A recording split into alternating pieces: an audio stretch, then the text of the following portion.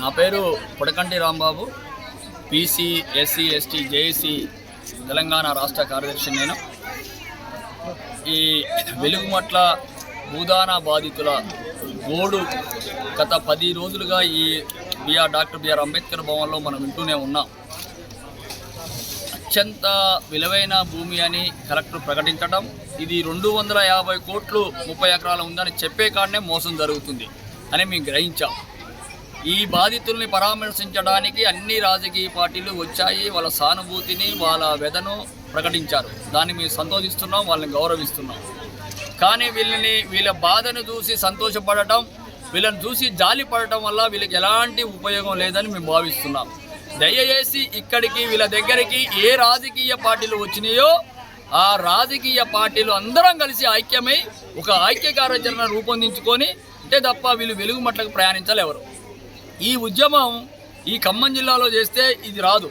ఇది రాష్ట్ర వ్యాప్తంగా దేశవ్యాప్తంగా ఉద్యమం జరగాల్సిన అవసరం ఉంది. మేము బీసీఎస్సీ జేఏసీగా డాక్టర్ విశారదన్ మహారాజ్ గారు 2 రోజుల క్రితం వీటికి రావడం జరిగింది. గత 4 రోజుల నుంచి మేము మొత్తం అబ్జర్వేషన్ చేశాం. అసలు దీని కథ ఏంటి, దీని స్టోరీ ఏంటి అందరిని కలిసాం. మా యొక్క తెలుగు వెలుగు రఘు గారిని మేము మాట్లాడుకున్నాం. ఆయన మొత్తం డేటా అంతా తీసుకొచ్చాడు. ఆయన పెద్ద స్ట్రగుల్ కూడా చేశాడు. ఇదంతా డేటా తీసుకొని మిమ్మల్ని మన భూదాన ట్రస్ట్ చైర్మన్తో కూడా మాట్లాడితే ఆయన చాలా సీరియస్గా మాట్లాడారు. ఈ పట్టాలు నేనే ఇచ్చా అని చెప్పాడు. కూర్చిన కలెక్టర్ ఏం చెప్తుండో ఆ పట్టాలు ఫోర్జరీ అయినాయి, ఆ పట్టాలు పనికిరావు అని దుర్మార్గమైన మాట మాట్లాడితే పట్టాలు ఇచ్చిన మనిషే నేనే ఇచ్చినాయా 1895 పట్టాలని చెప్పాడు. ఇంతకంటే సిగ్గుసేటు ఏం లేదు. కాబట్టి మేము ఒకటే చెప్పదలుచుకున్నాం, వీటికి సానుభూతి ప్రకటించిన ఏ రాజకీయ పార్టీలైనా ఎల్లుండి రాష్ట్ర కమిటీ చేస్తున్నాం. ఆల్రెడీ మేము అందరితో కూడా అన్ని రాజకీయ పార్టీతో మా చైర్మన్ మాట్లాడాడు. కాబట్టి ఆ కమిటీలోకి కనుక ఏ పార్టీ రాకపోతే ఆ పార్టీ కూడా వీళ్ళ ఇల్లు కూర్చున్నట్టుగా మేము భావిస్తాం. మీరు ఖచ్చితంగా వీళ్ళ మీద మీరు మనం మాట్లాడిపోతే సరిపోతుంది. అది బీజేపీ కానీ బీఆర్ఎస్ఏ కానీ ఇంకా సిపిఎంఏ కావచ్చు సిపిఐ కావచ్చు ఏ పార్టీ అయినా సరే వీటికి వచ్చి ఎవరైతే మాట్లాడారో రేపు రాష్ట్ర కమిటీలోకి రావాల్సిందే. రాకపోతే ఈ బాధ్యుల దగ్గర మీకు వచ్చే అర్హత కూడా లేదు, మిమ్మల్ని ద్రోహులుగా ప్రకటిస్తాం ఖచ్చితంగా. కాబట్టి ఎల్లుండి మేము రాష్ట్ర కమిటీని ఏర్పాటు చేస్తున్నాం. ఆ రాష్ట్ర కమిటీలోకి ఇప్పటికీ అందరూ వస్తామని చెప్పారు. వాళ్ళు రావాలని కోరుతున్నాం. వాళ్ళు వస్తే మీకు అందరం దండం పెడతాం. మీకు వచ్చిన తర్వాత ఆ జేఏసీ ఒక రూపకల్పన చేస్తుంది. మొదటిసారిగా తెలంగాణ బంద్ను ప్రకటిస్తాం, ఆ తర్వాత ఖమ్మం జిల్లా బంద్ను ప్రకటిస్తాం. ఇట్లా ప్రభుత్వానికి ఆర్థిక నష్టాన్ని చేకూరుస్తాం. ఎంప్లాయీస్లు కూడా ఉద్యోగాలు పోకుండా చేస్తాం. అప్పుడు ఏదైతే కలెక్టర్ గారు 250 కోట్ల విలువని భూమిని కాపాడినని చెప్పిండో 1,00,000 కోట్ల రూపాయల నష్టాన్ని ప్రభుత్వాన్ని మేము కలిగిస్తాం మా ఉద్యమం ద్వారా. అప్పుడన్నా దిగి వస్తాడు కలెక్టర్. అరే మనం 250 కోట్లు కాపాడి ఉంటాం కానీ ఇన్ని కోట్ల రూపాయలు పోతున్నాయి అనేటువంటిది ఆయన కలిగిన రోజున ఈ భూమిని వదులుకుంటారు మిత్రులారా. కాబట్టి మనం ఒక చిన్న సంస్థనో లేదా ఒక చిన్న పార్టీనో చేస్తే ఈ ఉద్యమం కాదు. కాబట్టి అన్ని పార్టీలు కలిపే పని మేము చేస్తున్నాం. రేపు రాష్ట్ర కమిటీ అయిన తర్వాత ఈ ఖమ్మం జిల్లాలో కూడా అన్ని పార్టీలు కలిపి యూనిట్ చేస్తాం. అప్పుడు అన్ని పార్టీలు కలిసి ఒక యూనిట్కి వచ్చినప్పుడు ఆ ఉద్యమం సెగ ఎక్కువ ఉంటుంది. తెలంగాణ రాష్ట్రం అప్పుడు ఏ ఉద్యమం జరిగిందో అంతకు 2 ఎంతులో ఈ ఉద్యమం జరిగితేనే మనం వెలుగుమట్ల మన భూమిలోకి మనం పోగలుగుతాం మిత్రులారా. దానికోసం రూపకల్పన చేస్తున్నాం. అందుకు ఇక్కడ ఉన్నటువంటి బాధ్యులందరూ కూడా సహకరిస్తామని మాట ఇచ్చారు. అన్న మీరు ఏ మాట చెప్తే ఈ జేఏసీ మాటలో మేము ఉంటామని మాట ఇవ్వబట్టే మీ ఉద్యమానికి ముందుకు వచ్చాం. వీళ్ళు అంటే రాంబాబు గారు రాష్ట్ర రెవెన్యూ శాఖ మంత్రి పొంగులేటి శ్రీనివాసరెడ్డి గారు మొన్న ప్రెస్ మీట్ పెట్టి కలెక్టరేట్లో ఈ నెల 15వ తారీఖున ఏదైతే భూదాన భూముల్లో నివాసాలు కోల్పోయినటువంటి పేద ప్రజలు వాళ్ళందరికీ కూడా తగిన న్యాయం చేస్తాం, ఎంక్వైరీ చేస్తామని చెప్పిన తర్వాత ఇవాళ ఆగమేఘాల మీద అన్ని మండల కేంద్రాల్లో వీళ్ళు ఎక్కడి నుంచి వచ్చారో వాళ్ళందరికీ ఫోన్లు చేసి ఉదయం ఒక మహిళ దగ్గర మేము స్వయంగా విన్నాము.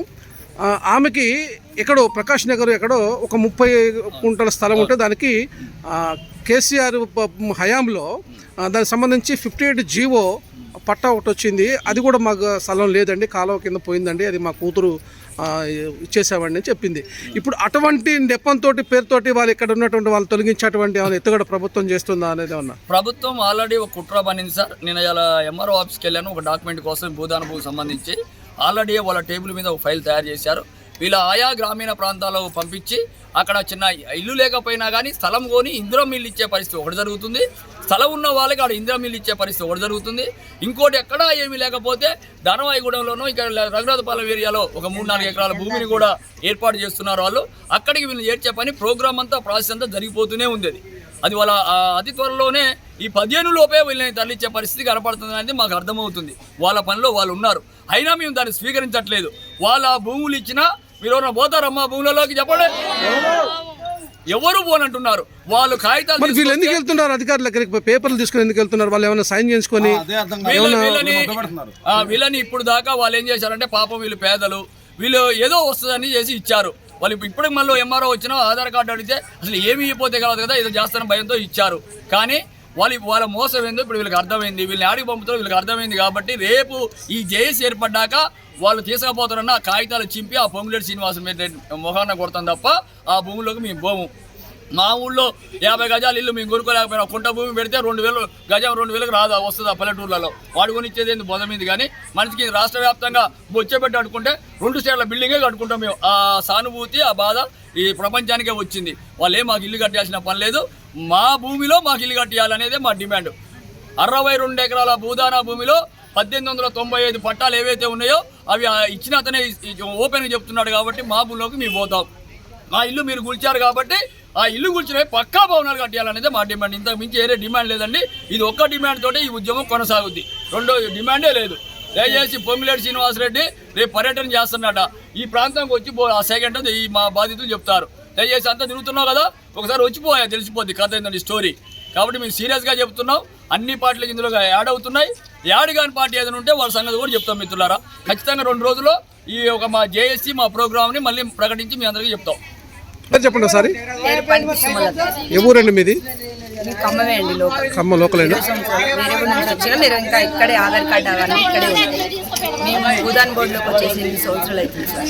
8 సంవత్సరాల నుంచి మమ్మల్ని ఎవరు టీఆర్ఎస్ వాళ్ళు వచ్చారు, వాళ్ళ చేత కాలేదు, వాళ్ళని మేము పోరాడుకోగలిగాం. కానీ కాంగ్రెస్ ప్రభుత్వం వచ్చింది కానీ మాకు ఇంత దారుణం చేస్తారని అనుకోలేదు. ఇక్కడ అంబేద్కర్ భవన్లో ఉండబట్టి 10 రోజులు అవుతుంది. 10 రోజులు అవుతుంది. ఎవరో దాతలు తీసుకొచ్చి అన్నం పెడుతున్నారు, ఒక ముద్ద తిని కామ్గా ఉంటున్నాం. కానీ ప్రభుత్వం మాత్రం స్పందించట్లేదు. మంత్రులు ఒక్కళ్ళన్నా కనీసం కలెక్టర్ గారు కూడా మా దగ్గరికి రాలేదు. కలిసి ఏం జరిగింది ఏంటని చెప్పేసి వాళ్ళ తరపున కనీసం కాంగ్రెస్ వాళ్ళు కూడా మా కాడికైతే రాలేదు. ఏం తింటానో ఎట్లా తింటానో ఎట్లుంటారో ఏంటి అనేది కూడా రావట్లేదు. వాళ్ళు ముద్ద పెడుతుంటే మేము తిని ఉంటున్నాం సార్. ఇక్కడ పిల్లల పరిస్థితి ఏంటి, దోమలు ఏంటి, ఈ బాధ ఏంటి, అసలుకి కనీస వసతులు కూడా మాకు లేదు. అసలు తింటానో ఉంటానో అని కూడా కలెక్టర్ గారు అసలు పట్టించుకోవట్లేదు. అదంట వాల్యుబుల్ భూమి అంట అండి, మేము పనికిరామంట, మేము పేదలం అంటే మేము మనుషులం కాదా అండి? కలెక్టర్ మనిషే, మేము మనిషే కదా. మరి కలెక్టర్ అట్లా మాట్లాడటం కరెక్ట్ కాదు కదా. ఆ భూమి మాకు సొంతం అయినప్పుడు మాకు ఇవ్వాలి. మేము మమ్మల్ని అక్కడ నుంచి తరిమే హక్కు నీకు ఇచ్చినప్పుడు అది భూదాన్ భూమి అని నువ్వు ఎట్లా బోర్డు పెట్టిను? నువ్వు అది మా ప్రభుత్వ భూమి అన్నావు. ఇప్పుడు భూదాన్ బోర్డు ఎట్లా పెట్టిను? పెట్టే అధికారం నీకు లేదు కదా. భూదాన్ భూమి అయినప్పుడు మాకు ఇవ్వాలి కదా. మాకు 100 గజాలు మాకు పంచిచ్చినప్పుడు మా ఇల్లు గుళ్ళు కొట్టే అధికారం నీకు ఎట్లా ఎవరిచ్చారు? నీకు భూదాన్ ట్రస్ట్ అతనే చెప్పిండు కదా, అది పేదలకు చెందే భూమి నేనే రాసిచ్చిన అని చెప్పిండు. నువ్వు ఎలా కుమ్మక్కాయ మరి ఇట్లా చేసినావు? ఇది కరెక్ట్ పద్ధతి కాదు. మమ్మల్ని అన్యాయం చేయొద్దు. మా ఏడుపు మీ అందరికీ తగులుతుంది. మేము ఒక్కొక్కళ్ళం గోసపడతాను అండి. అసలుకి పిల్లలు తిరిగి తల్లులు తిరిగి చదువు లేదు, ఏం లేదు. అసలు ఈ పిల్లలు అసలు చూడు అసలు ఎట్లున్నారో. అసలు ఒక్కొక్కరికి దోమలు గుట్టి అసలు కదులు కట్టి హాస్పిటల్ పాలవుతున్నారు. చిన్న పిల్లలు, పసిపిల్లలు, తల్లులు పిల్లల్ని వేసుకొని వస్తున్నారు. వాళ్ళకి కనీసం తిండి కూడా, వాళ్ళకి పాలుడానికి తిండి కూడా కనీసం లేకుండా పోతుంది. ఏంటి పరిస్థితి? మీడియా వాళ్ళు మాకు న్యాయం చేయండి. ఇప్పుడు మీ ఇదంతా లైవ్ టెలికాస్ట్ దేశం అంతటా పోవాలి. మాకు సహకరించండి అందరూ. ఈ రాజకీయ నాయకులు అయితే ఎవరు పట్టించుకోరు. మా బాధలు ఎవరికి పట్టట్లేదు. మేము ఏడుస్తున్నాం. మేము నా మెళ్ళ పుస్తల తాడు పెట్టి నేను అక్కడ ఇల్లు కట్టుకున్నా, రూపాయి పోగేసుకొని. ఒక స్టెప్ బై స్టెప్ బేస్మెంట్ కట్టడానికే ఒక 50,000 రూపాయలు ఖర్చు అయినాయి. అది ఒక రేకులు కట్టడానికి ఇంకో 1,00,000 రూపాయలు ఖర్చు అయినాయి. రేకులు వేసుకోవడానికి 20,000 ఖర్చు అయినాయి. దాదాపుగా 3 లక్షల దాకా ఖర్చు అయింది. ఇప్పుడు దాన్ని కూలగొట్టారు. ఎక్కడ పోవాలి? ఆ సామాన్య పరిస్థితి ఏంటి? మేము చిన్నగా రూపాయి పోగేసుకొని కొనుక్కున్న సామాన్ అసలు చూడండి అసలు ఎంత దారుణంగా పడేశారు. అది మున్సిపాలిటీ వ్యాన్లలో తీసుకొచ్చి పడేశారు చెత్తలాగా. ఇప్పుడు మా పరిస్థితి ఏంటి? మళ్ళీ మేము కొనుక్కోగలుగుతాం? అసలు ఇల్లు కట్టుకోగలుగుతామా? మాకు ఎక్కడో జాగిస్తే మేము ఎలా పోతాం? ఫోన్లు చేస్తున్నారు, మీరు పలానూరు 20 సంవత్సరాలు అవుతుంది మేము వదిలేసి వచ్చి. ఇప్పుడు మేము ఎలా వెళ్తాం అక్కడికి? అక్కడ మాకు ఐడెంటిటీ లేదు. మాకు ఇక్కడ ఐడెంటిటీ, మాకు భూదాన్ భూమిలో మేము 8 సంవత్సరాలు మాకు ఉంటున్నాం. మినిమం ఉంటే వాళ్ళకి ఆ భూమి చెందిద్దని చెప్పారు. కలెక్టర్ గారికి తెలీదా? కలెక్టర్ పొజిషన్లో ఉన్నోరు, ఆయనకి తెలీదా? ఎన్ని సంవత్సరాలు ఉంటే అది వాళ్ళకి చెందిద్ది అనేది వాళ్ళకి తెలుసు కదా. తెలిసి ఇల్లు ఎట్లా గూలు కొడతారు? ఎవరికి సంబంధం లేకుండా ఎట్లా గూలు కొడతారు? అందరు ఉన్నారు, మంత్రులు అందరూ కలిసే ఇదంతా ప్లాన్ చేశారు. అది కూడా వేరే వాళ్ళకి ఇన్ఫర్మేషన్ ఎవరు ఇవ్వకుండా కనీస సర్దుకునే ఇది కూడా లేదు. అసలుకి ఎంత దారుణం చేశారంటే పోలీసు వాళ్ళు బెటాలియను అసలు 1000 మంది వచ్చి కనీసం మాకు ఇది కూడా లేదు. అసలు తిండి లేచి మొహాలు కూడా అసలుకి ఏమైనా లేదు. వాటర్ కూడా తాగడానికి కూడా అక్కడ పైపులు మొత్తం లాగేశారు, బోర్లు లాగేశారు. మరి అవి మొత్తం కరెంటు పెట్టుకున్నవి కూడా మొత్తం బీక్ పడేశారు. అక్కడ సోలార్స్ మొత్తం తీసేసి స్తంభాలు కూలగొట్టే అధికారం ఏంటంటే అక్కడ ఉంటాయి. మేము వేలు పెట్టి మనిషికి 100, 200, 300 వేసుకుని మేము పెట్టుకున్నాం. అసలు అది తీసేసే అధికారం ఏంటి? అంత దారుణం ఏంటండి? అసలుకి అంత దారుణం చేస్తారా? ఇప్పుడు వేరే వాళ్ళ మీ ఇల్లు అట్లా గుళ్ళు కొడితే మీకు బాధ ఉండదా? అసలు గోస ఏడుస్తున్నారు అందరూ. మేము సరిగ్గా తింటానో తినట్లేదో మా బాధ మాకు తెలుసు. మా ఇల్లు పోయి మేము బాధలు పడుతున్నాం. మరి మీరు కనీసం ఇక్కడికి ఒక్కసారి కూడా కలెక్టర్ గారి 10 రోజులు అవుతుంది. ఏంటి పరిస్థితి అంటే మేము వాల్యూ లేమా? మేము మనుషులం కాదా? మేము ఓట్లు వేయట్లేదా? మా ఓటు వాల్యూ లేదా? మొన్ననే మేము గెలిపించుకొని వచ్చినాం అక్కడ కాంగ్రెస్ని. మరి ఈ ప్రభుత్వం ఇలా చేస్తే మీ పరిస్థితి ఏంటి? మాకు అక్కడే జాగా, మీకు 100 మాకు వద్దు, 70 గజాలు జాగాని మాకు అక్కడే కావాలి, మాకు అక్కడే ఇల్లు కట్టించి. అయినా మా భూమి అది, ఇంకా మీరు మీ భూమి ఇచ్చేది ఏం లేదు, మాకు ఇల్లు కట్టించి ఇవ్వండి. మీరు కూలగొట్టారు కాబట్టి మేము న్యాయంగా పోతున్నాం. మేము అన్యాయంగా అయితే మేము అసలు మాకు ఏం వద్దు, మేము న్యాయంగా పోతున్నాం. మాకు అక్కడ ఇల్లు కట్టించి ఇవ్వండి. అది మీరు అధికార పరంగా మాకు న్యాయం అనిపిస్తే చెయ్యండి. లేదంటే మేము చేసేది ఏం లేదు. మేము ఏం చేయాలో అది చేసుకుంటాం. సామాన్యుడికి కోపం వస్తే ఎలా ఉంటుందో మేము చూపించుకుంటాం. అది మేము ఎక్కడికైనా వెళ్తాం, దేశపరంగా ఎక్కడికైనా వెళ్తాం. 15వ తారీఖు రెవెన్యూ శాఖ మంత్రి పొంగులేటి శ్రీనివాసరెడ్డి గారు మీకు ఇందిరమ్మ ఇండ్లు, ఇంటి జాగాలు ఇచ్చి కట్టిస్తామని చెప్పారు. 15వ తారీఖు మేము నమ్ముతున్నారా మిస్టర్ని? నమ్మే అంత దూరం ఎందుకండి? 15వ తారీఖు దాకా ఎందుకు అంటే ఈ జనాలు ఉండేటోళ్ళు ఎవరు పోతారు, ఈ బాధలన్నీ పడలేక వెళ్ళిపోతారులే అని అనుకుంటారా? ఇంకా 20 రోజులు కాదు, నెల రోజులు పెట్టినా మేము ఇదే పొజిషన్లో ఇక్కడే ఉంటాం. మేము ఎక్కడికి వెళ్ళాం. మా భూమి మాకు కావాలి. నువ్వు ఇచ్చేది ఏం లేదు, మీ ఇంట్లో ఆస్తే మాకు ఇవ్వట్లేదు. మా భూమి మాకు కావాలి. మేము అది సంపాదించుకున్నాం. అన్ని విధాలుగా ఉన్నాయి మా కాడ, అన్ని రసీదులు ఉన్నాయి. మేము చేసింది మొత్తం పోరాటం ఉంది. కోర్టు నుంచి కూడా మాకు వచ్చింది. ఏదో చిన్న ఎఫ్ఐఆర్స్ అన్ని చూపించి ఇల్లీగల్ కేసులు అన్నీ పెట్టి హైకోర్టు పెట్టి మా వాళ్ళు ఏదో చికా చేశారు. కానీ అదంతా లేదు. మాకు అన్ని ప్రూఫ్స్ ఉన్నాయి. మాకు నువ్వు ఎట్లా ఇస్తావు? మాకు ప్రొసీడింగ్ ఆర్డర్స్ ఎలా వస్తాయి? ఇప్పుడు మేమే చేస్తాను, మేమేదో చేస్తాను. ప్రొసీడింగ్ ఆర్డర్స్ ఇస్తే మీరే కదా ఇచ్చేది. మరి మాకు అలా ఎట్లా ఇస్తారు? మేము అన్ని ప్రూఫ్లు మాకు ఉన్నాయి. మేము మా భూమి ఎలా దక్కించుకోవాలో మాకు తెలుసు. అది మా భూమి, మాకు కావాలి. మాకు అక్కడ ఇల్లు మీకు నచ్చితే ఇల్లు కట్టించండి, లేదంటే మేము అదే రేకులు వేసుకొని అక్కడే గుడిసెలలో మేము అక్కడే యథావిధిగా ఎలా ఉన్నాం. సార్ అంత ఇల్లు మీరు కూలగొట్టారు, అది మీకే పాపం. మేమైతే మళ్ళీ అదే రేకులు వేసుకొని అక్కడే గుడిసెలో. ఇప్పుడు ఈ 10 రోజుల నుంచి మీకు భోజనం ఎవరు పెడుతున్నారు? భోజనం టీఆర్ఎస్ వాళ్ళు తీసుకొచ్చి పెడుతున్నారు. వాళ్ళు చాలా దేవుళ్ళండి, వాళ్ళకి వందనాలు. బీజేపీ వాళ్ళు కూడా తీసుకొచ్చి పెడుతున్నారు. టీఆర్ఎస్ వాళ్ళు, బీజేపీ వాళ్ళు, చాలా మంది పార్టీ వాళ్ళు, వేరే పార్టీ వాళ్ళు, అదర్ పార్టీ వాళ్ళు అయితే వచ్చారు. మీకు న్యాయం జరిగిద్దమ్మా, మీకు అన్యాయం జరగదు, మనం ఎంత దూరమైనా వెళ్దాము, మీకోసం మేము ఉంటామని చెప్తున్నారు. కానీ కాంగ్రెస్ ప్రభుత్వం వాళ్ళు మాత్రం రాదు. శ్రీనన్నకు ఒక్కటే చెప్తున్నాను నేను, శ్రీనన్న అంటే నాకు చాలా అభిమానం. అన్న ఇట్లా చేస్తాడని మేము ఇంత దారుణం చేస్తాం. పొంగులేటి శ్రీనన్న, మేము మొన్ననే మా వైరాలో ఉంది ఓటు. మేము కాంగ్రెస్ ప్రభుత్వాన్ని మేము స్వతహాగా మేము చెప్పి ఓట్లు వేయించి మరి గెలిపించినాం. 7వ వార్డు కౌన్సిలర్ని పనితి సైదులు గారిని గెలిపించాం. కానీ మరి ఇలా చేస్తారని అస్సలు ఎక్స్పెక్ట్ చేయలేము మేము. అసలు ఇంత దారుణం అవుతుందని వాళ్ళ మీద కాంగ్రెస్ అంటేనే అభిమానం ఉండేది కొన్ని సంవత్సరాల నుంచి. ఇప్పుడు మరి ఇట్లా చేశారు. మరి వాళ్ళు ఏం న్యాయం చేస్తారో చూడాలి. మేమైతే అదైతే నమ్మట్లేదు. అది వాళ్ళు 15వ తారీఖు న్యాయం చేస్తారంటే అయితే నమ్మట్లేదు. ఎక్కడికో పంపిస్తా అంటే మేము అస్సలు వెళ్ళమండి. ఎక్కడికో మీ ఊరు మీ కాడ మేము వదిలేసి 20 సంవత్సరాలు అవుతుంది. మేము ఎలా వెళ్తాం అక్కడికి? మేము వెళ్ళాం అసలుకి. మాకు రేవంత్ రెడ్డి గారు, సీఎం గారు రేవంత్ రెడ్డి గారు, మీకు వందనాలు అండి. మేము 900 మంది రోడ్డును పడ్డాం. మీకు కనపట్లేదు మా గోస? మమ్మల్ని కాస్త ఆలోచించండి అండి. ఒకసారి మీరు పంపించండి ప్రభుత్వాన్ని, మంత్రుల గారితో మాట్లాడి మా గోస ఒకసారి మీరు వినండి. మీకు ఫోన్లలో వస్తూనే ఉంటాయి, అన్నీ తెలుస్తూనే ఉంటాయి కదా. మరి మీరెందుకు మా కోసం చూడట్లేదు? నెక్స్ట్ ప్రభుత్వం మీరు రాదలుచుకోవట్లేదా ఏంటండి? మేము మిమ్మల్నే గెలిపించుకోవాలనుకుంటున్నాం. మీరు మాకు న్యాయం చేయండి. మీరు మంత్రులతో మాట్లాడండి, ఏం జరుగుతుందో మీరు కనుక్కోండి. ఒకవేళ మీ ప్రమేయం లేకపోతే మాకు న్యాయం జరిగేటట్టు చూడండి. మీకు అంతకంటే మేము ఏం చెప్పలేమండి. మీకు మీరు మేము పోరాడతాం, ఎంత దూరమైనా వెళ్తాం. మాకైతే మా ఇల్లు అక్కడ భూదాన్ బోర్డులోనే ఇల్లు కావాలి రేవంత్ రెడ్డి గారు. మీరు మాకు ఆ సాయం చేసి పెట్టండి అంతే, అంత మించి వేరే ఏం లేదు. 10 రోజుల నుంచి నిద్ర లేదు, ఆహారం లేదు, దోమలు చూడు, చిన్న పిల్లలు పెద్దోళ్ళు పసిపిల్లలు నిద్ర లేకోకుండా దోమలకు తెల్లవాళ్ళు నిద్ర లేకుండా కొంగులతో ఇట్లా ఇసురుకొని దోమలు గుట్టి మేము చచ్చిపోతున్నాం. మా ఉసురు నీకు కలిగిద్దన్న. నీ చెల్లెలు అసంటి వాళ్ళవే, నీ బిడ్డలు అసంటి వాళ్ళవే, నీ తల్లి లాంటి వాళ్ళవే. కొంచెం కాడ ఒక 5 నిమిషాలు మమ్మల్ని కనికరం చూడలేవన్నా నువ్వు. ఇంత బాధ ఎందుకు పెడుతున్నావు? మా ఉసురు తలిగిద్ది. ప్రతి ఒక్క ఆడపిల్ల నిన్ను తిడుతుంది. ప్రతి ఒక్క ఆడపిల్ల కళ్యాణాలు చెప్తున్నాను, బంగారం పెడుతున్నాను. ఆ బంగారం పెట్టే బదులు మమ్మల్ని బజాట్లో వేసినామని బాధపడుతున్నావు. ఈరోజు ఈ పరిస్థితి తీసుకొచ్చినావు. ఉన్నోళ్ళు ఉన్నారు, లేనోళ్ళు ఉన్నారు, అడుక్కొని తినే గరీబ్ వాళ్ళు ఉన్నారు, అంతకన్నా ఇంకా గరీబ్ వాళ్ళు ఉన్నారు భూమి మీద. అయినా కానీ నీకు కొంచెం కాడ కనికరం లేకపోతే నువ్వు దీన్ని పారేసిన ఇస్తారు మందం లేదు మేము. అయినా మమ్మల్ని ఎందుకన్నా ఏడిపించేది ఎంతగానో? నీకు ఓట్లేసిన నేరానికి మేము ఇవ్వాలి, బాధపడాలా? నీకు ఓట్లేసిన నేరానికి మేము ఇవ్వాలి, ఈ బాధలు అనుభవియాలా? ఈ పరిస్థితిలో ఎవరన్నా ఎట్ట దోమల్లో పండుకునేది? ఒక్కసారి మా ఒళ్ళు చూడండి, ఒక్కసారి తలలు చూడండి ఎట్టున్నాయో. నెత్తికి నూనె లేదు, కడుపుకి అన్నం లేదు, పెడుతున్నారు తింటున్నాం, అయినా తిన్నాను మాకు ఉపయోగం లేదు. ఈ దోమలకి ఈ గాలికి ఇట్ట పండుకొని జ్వరాలు రోగాలు ఎవరుంటారన్న ఎట్ట? ఒక డాక్టర్ని ఏర్పాటు చేసినోడు కాదు, చూసినోడు కాదు, మందులు ఇచ్చినోడు కాదు. కలెక్టర్కి లేదా బాధ్యత? మంత్రికి లేదా? ఓట్లు వేయంగానే కూర్చున్నారు కుర్జీలు. ఆ కుర్జీ ఎక్కడి నుంచి వచ్చింది? మా అందరి కష్టార్జితం కాదా? నువ్వు ఒక్కడితోటే ఒక కోట వేసుకుంటే కుర్జీ వచ్చిందా నీకు? మేమందరం ఎత్తేనే నువ్వు గెలిచింది. మరి మా అందరి మీద నీకు ఎందుకు అంత పగ? మేమంత పాపం ఏం చేసినాం? మీ అమ్మటి మేము ఉండకూడదా? అంటే మీ ఉంటే మీకు ఏమన్నా ఇదా?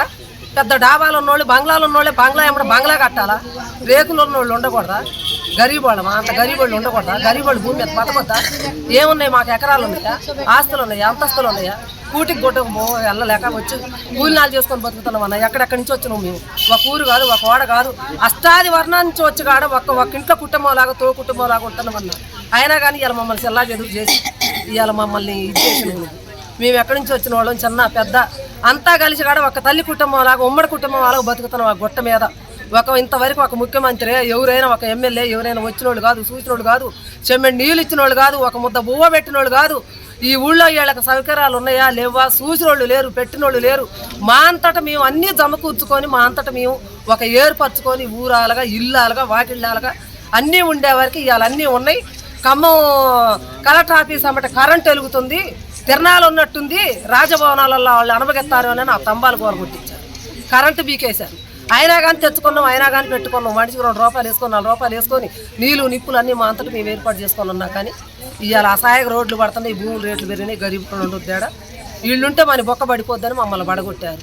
మరి మమ్మల్ని బడగొట్టారు, భూదాన భూములోనే మమ్మల్ని బడగొట్టారు, దానం ఇచ్చిన భూమిలో. మరి ఇప్పుడు ఆ మానోటి కాడు భూమి తీసుకొని మరి ఇంకెవరికి దానం ఇస్తారన్న? ఆ భూమి దానం ఇచ్చిన భూమినే మీరు ఓర్చుకోలేకపోయారు. ఎక్కడో ఎత్తనంటాను, మొస్తారు కొంటామంటే ఎత్తనంటాడు. మంచుకొండ ముస్తాను కొట్లో నన్ను ఎత్తడంట, లేకపోతే రేగుల చెరువులో ఎత్తడంట. రేగుల చెరువు ఎక్కడన్నా?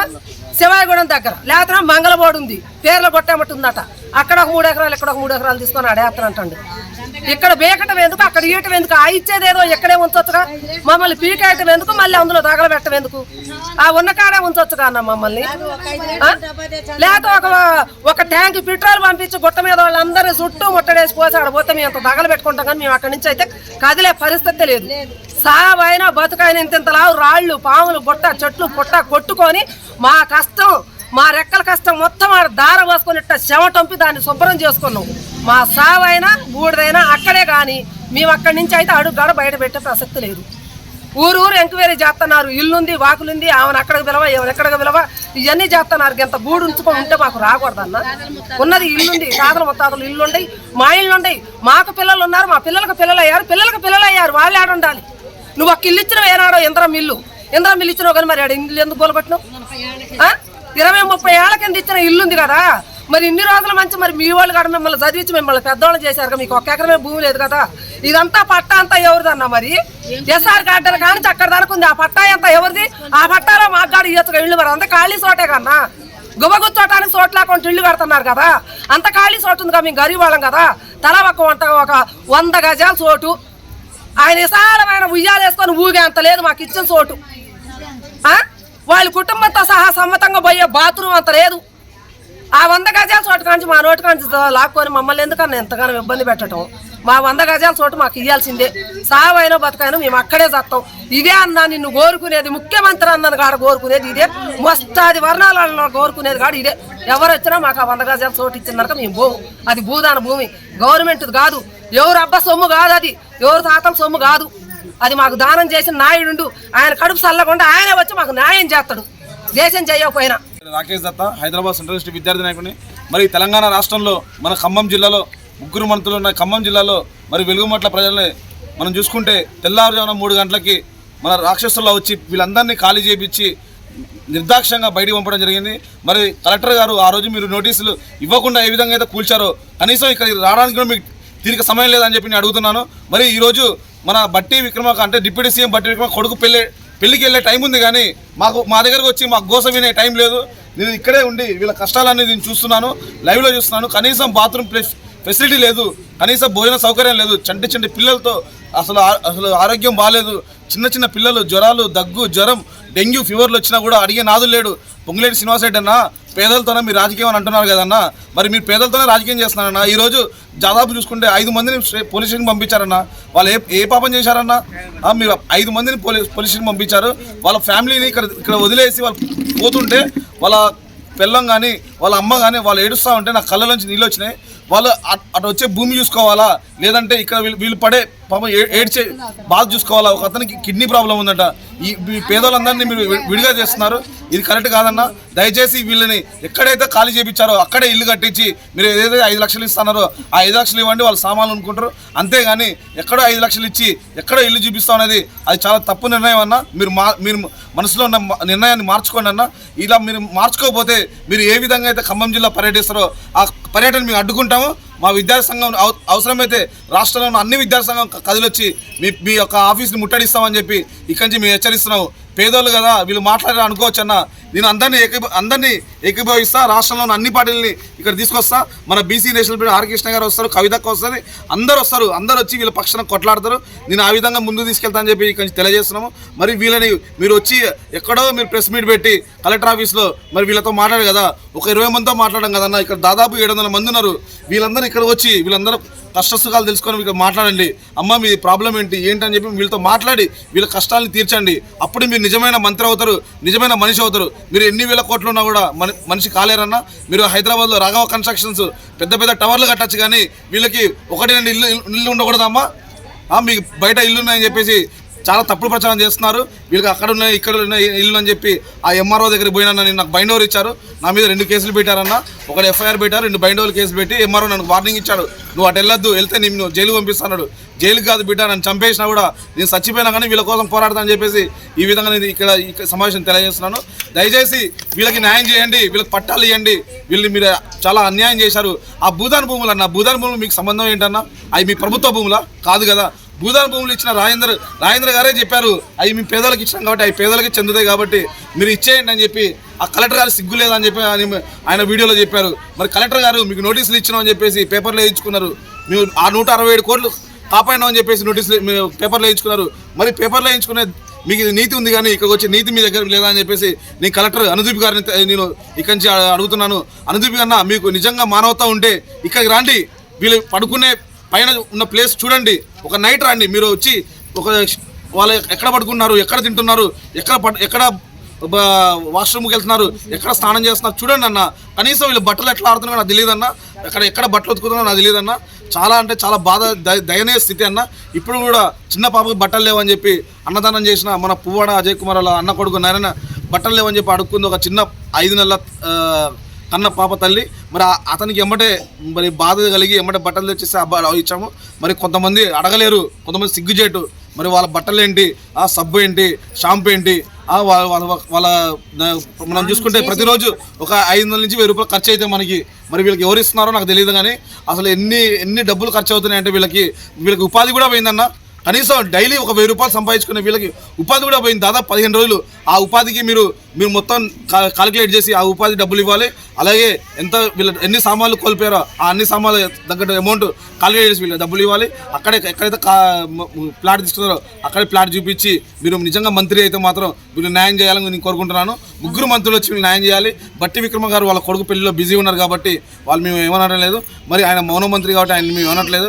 మరి పొంగులేటి శ్రీనివాసరెడ్డి గారు రేపు పర్యటనకు వస్తా అంటున్నారు కానీ మీరు రేపు పొద్దున మీరు వీళ్ళ కష్ట సుఖాలు తెలుసుకోకపోతే మాత్రం మేము మీ యొక్క పర్యటన మేము ముట్టడించి మేము మాకు వీళ్ళకి న్యాయం జరిగే విధంగా మేము పోరాడతామని చెప్పేసి ఈ సమావేశాన్ని తెలియజేస్తున్నాను. Thank you. పేరు చెప్పండి. నా పేరు కోనేటి మంగమ్మ అండి. ఎవరు మాది మహిబాద్ జిల్లా, దాని పక్కనే విలేజ్ ఆలేరు అంటారండి. మేము ఖమ్మంలో నివాసంగా ఉంటున్నాం. నా కొడుకు ఆటో దొరుకుతున్నాడు. మేము భూదాన భూమి అని అంటే పోయి ఆడ గుడి చేసుకొని ఉండటం జరిగిందండి. ఈ 1 సంవత్సరం అయింది, 2 సంవత్సరాలు అయింది, ఇప్పటికి 10 సంవత్సరాలు. 10 సంవత్సరాలు అయితే మాకు నీళ్ళు ఇస్తారేమో, కరెంట్ ఇస్తారేమో, మరి మేము ఉండటానికి ఇండ్లు ఇస్తారేమో, మరి వాళ్ళు అడిగినప్పుడల్లా మేము వాళ్ళకు ఓటేసి గెలిపిస్తున్నాం కదా. ఈ పేదలకు సాయం సరే ఓకే అమ్మా, ఇదంతా కాదమ్మా. ఇప్పటికి ఇండ్లు కూలగొట్టి ఎన్ని రోజులు అయింది? ఇవాళ 10 రోజులు. 10 రోజులు అయింది. 10 రోజుల నుంచి ప్రభుత్వం ఇక్కడికి వచ్చి అధికారులు కానీ ఎవరైనా మీతో ఓదార్చడం కానీ మీకు అది చేస్తామో ఇది చేస్తామని చెప్తారు అధికారులు ఏమన్నా? కాంగ్రెస్ తప్ప అన్ని పార్టీ వాళ్ళు వచ్చి మాకు సాయం చేస్తారండి. మళ్ళీ భోజనం, పొద్దుగాల భోజనం, టిఫిన్, సాయంత్రం భోజనం పెడతారు. మీది ఏ ఊరు అన్నారు? మహిబాద్. అవునండి. అక్కడ నుంచి ఏమన్నా ఆర్ఐలు కానీ పంచాయతీ సెక్రటరీలు కానీ ఫోన్ చేశారా మీకు? అక్కడి నుంచి చేసిండ్రో ఎక్కడి నుంచి చేసిండ్రో తెలియదు కానీ ఒక ఆర్ఏరియో నేను ఫోన్ చేస్తానని చేసిండు. ఏమన్నా ఉన్నదా అంటే మాకు ఏమీ లేదండి అని చెప్పినాం. మా అత్తమ్మ సంపాదించింది కొంచెం అంత భూమిలో ఒక రేకుల చెట్టు ఉన్నది, దాని తప్ప ఏమి లేదని చెప్పినాం. ఇక అంతతో ఆగింది. కానీ ఇప్పుడు మరి ఇక మీ ఊర్లోకి మీరు వెళ్ళిపోండి, మేము మళ్ళా ఎంక్వైరీ చేసినా కదా, మీ ఊర్లోకి మీరు వెళ్ళిపోండి అన్నారు. అయితే మా ఊర్లోకి మేము ఎట్టు వెళ్ళిపోతామండి? మా ఊరు భూదాన భూమి, మేము గుట్ట మీదకి వెళ్తాం. లేకుంటే ఇక్కడ తీసుకొచ్చి ఉంచిండ్రు కదా, ఇక్కడ ఒక గూడు తయారు చేసినాం కదా, ఈ గుట్లో ఉంటాం. కానీ మేము పోతేనే గుట్ట మీద పోతాం, లేక ఇక్కడ ఉంటాం, మేము పోవండి అని అదే మాట అని పెట్టేసినాం. అదే జరిగిందండి. మేమైతే ఇక్కడనే ఉంటాం, మాకు మంచి జరిగేదాకా అన్ని పార్టీ వాళ్ళు వస్తారు, మీకు తప్పకుండా న్యాయం జరుగుతుందమ్మా. ఇది పేదల భూమి, ఇది కొన్నది కాదు, వాళ్ళది మనం స్వాధీనం చేసుకోలేదు అని చెప్తాను రండి. ఇళ్లలో పని పోతా సారు, మేము ఏమి లేదు అసలు, పూర్తిగా ఎక్కడా ఏమి లేదు. కాకర్లో ఇల్లు. నా పేరు తులసమ్మ. కాకర్లో ఇంక్వైరీ పోయారు, ఆడేం లేదు. ఇళ్లలో పని చేసి బాటలు పెట్టుకొని చేసి 3 చచ్చిపోయారు. ఇల్లు కట్టుకొని ఇళ్లలో పోయిన తర్వాత 3 చచ్చిపోయారు.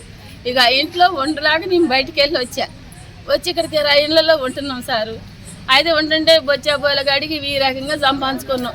ఒక 20,000 30,000 అట్లా సంపాదించుకొని ఇక పన్నెండు కాడ భూదాన భూమి నమ్మ ఎన్నాళ్ళు ఇట్లా కిరాయిలు కట్టుకుంటూ రమ్మని పిలిచారు. పిలితే వెళ్ళేటట్లు పిలిచారు. పిలితే పోయి రేగులు వేసుకున్నాం. రేగులకి కొద్దిగా 60-70,000 అయినాయి. ఆ నమ్మనంగా వంటలకు పోతున్నాం. కూలికి పోతుంటే సాంబార్ బట్టి 2 కాళ్ళు కాలిపోయినాయి. సంవత్సరం నవ్వేసిన 2 పిల్లలు ఉన్నారు, తల్లిదండ్రులు లేని పిల్లలు. ఆ పిల్లల గురించి కూడా నేను పనికి పోతూనే ఉంటా. ఇప్పుడు పని పోయింది, 10 రోజుల నుంచి పని పోయింది. నీళ్లు 10 రోజుల్లో 2 రోజులు 3 రోజులు పోసుకోలేదో నీళ్లు. సారు ఒక్కసారి మా కష్టాలు ఆలకించలేదు సారు. మేము ఎకరాలు కోరుకోలేదు, బంగారం కోరుకోలేదు, మిద్దెలు కోరుకోలేదు, ఏం కోరుకోలేదు. ఆడ మొత్తం చాలా ఇల్లు కొడుకొచ్చారు. అక్కడ కూలగొట్టి ఇంటికి సంబంధించి అందరూ ఇక్కడ ఉంటున్నారా? అందరూ ఉంటున్నారు సారు. అందరు లేరంటున్నారు కదా. పనులు పోతున్నాయి ఇళ్లలోకి, పని రానిట్లే వాళ్ళు. ఇన్ని రోజులు ఉంటే మేము ఇళ్లలో పని మేము ఉత్తగా ఉండేమని వాళ్ళు అంటున్నారు. ఆ పనిలోకి బాకోకుంటుంటే మాకు మడి ఉంటుంది. ఆ నీళ్లు లేవు, నిప్పులు లేవు, ఏమీ లేవు. పిల్లలు తల్లులు మొత్తం కూడా వనవాసం చేస్తున్నాం సారు. ఈ ఒక్కసారి మాకు దయచేసి మాకేం అక్కర్లా, మా స్థలంలో మాకు గుడిసెలో అయినా వేసినా కూడా ఆ గుడిసెలలోనే ఉంటాం. అంతకు ఈయనంటే అదే రేకుల చెట్లు మళ్ళా ఇళ్లలో పని పోయి వచ్చే మీ ఇళ్లలోకే మేము పనికి వస్తున్నాం. మేడల మిద్దెలు ఉండేవాళ్ళు ఇళ్లలోకే పోతున్నాం. ఎకరాలు అడగల ఏం అడగల, ఆ గుడిసెలలోనే ఆ స్థలంలోనే మేము రేకులు వేసుకుని ఉంటాం సారు. మాకేం అక్కర్లా, అదే మేము కోరుకుంటున్నాం. మీ పేరు చెప్పండి అమ్మా. ఎల్లమ్మ. ఎవరు మీది? గోపాలపురం. గుట్ట మీద ఎన్ని సంవత్సరాలు నువ్వు ఇల్లు వేసుకొని? 9 సంవత్సరాలు. 9 సంవత్సరాలు అయిందా? ఇప్పుడు ఇలా కూలగొట్టి ఎన్ని రోజులు అవుతుంది? 10 రోజులు అవుతుందా? మరి గవర్నమెంట్ ఏం చెప్తుందమ్మా? ఏం చెప్తాను, ఇట్లా అమ్మ మీకు వస్తుంది, మీరు ఎడుకోకని మీకు న్యాయం చెప్తాను అనుకుంటాను, చెప్తాను పోతాను. మాకు ఇచ్చలేదు వచ్చలేదు, న్యాయం చెప్తాను అనుకుంటాను, పోతే నీళ్ళనే వస్తానే ఉన్నాం. మాకు ఏమన్నా మాకు దయచేసి మాకు గుట్టున్న మాకు ఇస్తే మేము ఆడిన బొత్తం లేకపోతే ఈయన దత్తామని ఒక మాట అంటాను. ఎంతమంది అమ్మ నీ కొడుకులు? 3. ఎక్కడ మీ అక్కడ సొంత ఇల్లు జాగా ఇల్లు ఏమి లేవా? ఏం లేదు, ఏం ఎంక్వైరీ అధికారులు ఏమైనా ఫోన్ చేశారు నీకు? మాకు చేసినారు కానీ మేము ఇక్కడ గోపాలపురం అని చేసిండు. మాకు ఇక్కడ ఇస్తారంటే మాకు ఇక్కడ వద్దు, మాకు గుట్టున్న కావాలన్నా. ఎక్కడ ఇస్తున్నారు? అక్కడ ఎన్నో కాలకొట్టకు అక్కడ ఎన్నో చూపిస్తాను, అక్కడ బోటుకి అక్కడ ఎక్కడెక్కడో చూపిస్తే సారు మా పానాలు పేరు కానీ మా భూమి మాకే కాదని మేము ఏడుకోవని చెప్పి అని ఫోన్ చేసి